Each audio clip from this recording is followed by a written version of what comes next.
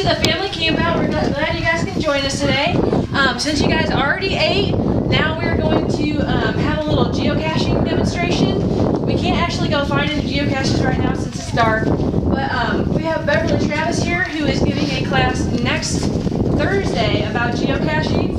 And so if you like what you hear, like what you see, then feel free to sign up for that class. So we're going to be doing that. We do have some astronomers here, right over here, and they're going to be showing us some really cool things through their telescope over there. So as soon as I get wrapped up here, you can go ahead and check that out. It's going to be really cool.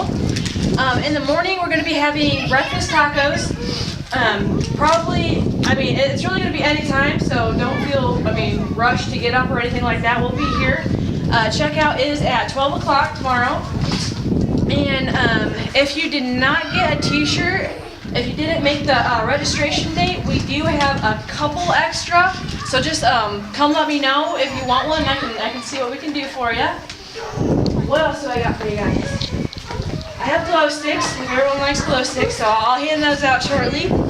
And other than that, I believe that is it. So you guys enjoy your night. If you need anything, let me know. My name is Sarah. And then